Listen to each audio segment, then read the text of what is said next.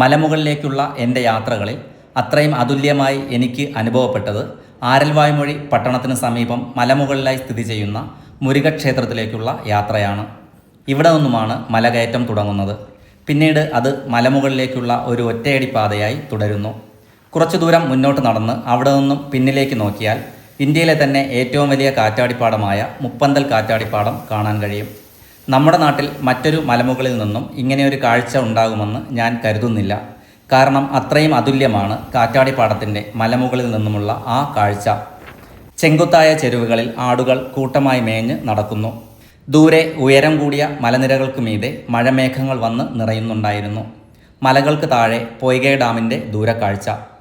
ആരൽവായ്മൊഴി പട്ടണവും അവിടുത്തെ വീടുകളും ഇവിടെ നിന്നും നോക്കിയാൽ കാണാം. സഹ്യപർവ്വതത്തിൻ്റെ അവസാന മുനമ്പാണ് ആരൽവായ്മൊഴി. പഴയ വേണാടിൻ്റെ തെക്കുകിഴക്കൻ അതിർത്തി കൂടിയാണ് ഇവിടം. കുത്തനെയുള്ള ഒരു കയറ്റം കയറി മുകളിലെത്തിയാൽ കാഴ്ചകൾ പിന്നെയും മാറുന്നു. വലിയൊരു ആൽമരത്തിന് ചുവട്ടിലായി ഗണപതി ഭഗവാന് സമർപ്പിച്ചിരിക്കുന്ന ഒരമ്പലം. ആ വഴിയിലൂടെ മുന്നോട്ട് പോയാൽ കണ്ണത്താ ദൂരത്തോളം പിന്നെയും കാറ്റാടിപ്പാടങ്ങളുടെ കാഴ്ചയാണ്. തിരികെ നടന്ന് ഗണപതി ക്ഷേത്രത്തിനടുത്തെത്തി അവിടെ നിന്നും ഇടത്തേക്കിനി കുത്തനെ ഒരു കയറ്റമാണ്. പാറയിൽ പടികൾ കൊത്തിയുണ്ടാക്കിയിരിക്കുന്നു. പടികൾ അവസാനിക്കുന്ന ഇടത്തു നിന്നും ഞാൻ ചുറ്റും മലകളെ നോക്കി. സൂര്യനിപ്പോൾ മഴമേഘങ്ങൾക്ക് പിന്നിലാണ്. എല്ലായിടത്തും മഞ്ഞ വെയിൽ ഒഴുകിപ്പരക്കുന്നു. വൈകുന്നേരത്തെ ആ ഇളം വെയിലിൽ മലയിലെ പുൽമേടുകൾ സ്വർണ്ണ നിറത്തിൽ തിളങ്ങുന്നുണ്ടായിരുന്നു.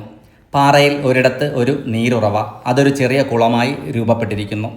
കുറച്ചുകൂടി മുകളിലെത്തിയാൽ മലയുടെ ഏറ്റവും മുകൾ ഭാഗമാണ്. ഇവിടെയാണ് ആരൽവായ്മൊഴി മലയുടെ മുകളിലായുള്ള മുരുകക്ഷേത്രം നിലകൊള്ളുന്നത്. AD 9-ാം നൂറ്റാണ്ടിൽ ചോളന്മാർ നിർമ്മിച്ചതാണ് ഈ ക്ഷേത്രം. പിന്നീട് പാണ്ഡ്യരും നായകരും ഇത് പുതുക്കിപ്പണിതു എന്ന് കരുതപ്പെടുന്നു. തൈപ്പൂയം, വൈകാശി വിശാഖം എന്നിവയാണ് ഇവിടുത്തെ വിശേഷ ദിനങ്ങൾ. തമിഴ്നാട്ടിൽ ചെറുതും വലുതുമായ അനവധി മലനിരകളുണ്ടെങ്കിലും അവയിൽ ഭൂരിഭാഗവും സംരക്ഷിത വനങ്ങൾക്കുള്ളിലാണ്. അതിനാൽ വനംവകുപ്പിൻ്റെ അനുമതിയില്ലാതെ നമുക്ക് ആ മലകളിൽ കയറാൻ കഴിയില്ല.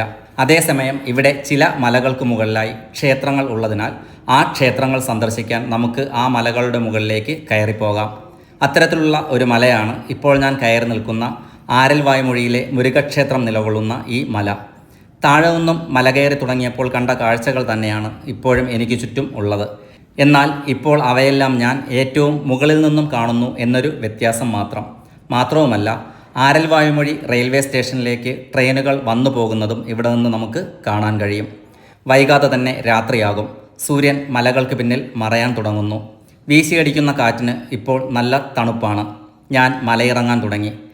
തിരുനെൽവേലി പോകുന്ന വഴിയിൽ നാഗർകോവിൽ നിന്ന് ഏകദേശം 15 കിലോമീറ്ററുകൾ അകലെ ആരൽവായ്മൊഴി പട്ടണത്തിനടുത്തായാണ് ഈ മലനിരകൾ. നാഗർകോവിൽ നിന്ന് ഇവിടേക്ക് എല്ലായ്പ്പോഴും ബസ്സുകൾ അവൈലബിൾ ആണ്. ആരൽവായ്മൊഴി പട്ടണത്തിൽ ബസ്സിറങ്ങി ഒരു ഓട്ടോയിൽ കയറി മലയുടെ അടിവാരത്തെത്തി അവിടെ നിന്ന് നടന്നു നമുക്ക് മല കയറാം. 2 മണിക്കൂറുകൾ മാത്രം സമയമെടുത്ത് മലമുകളിൽ എത്തിച്ചേരുകയും ചെയ്യാം.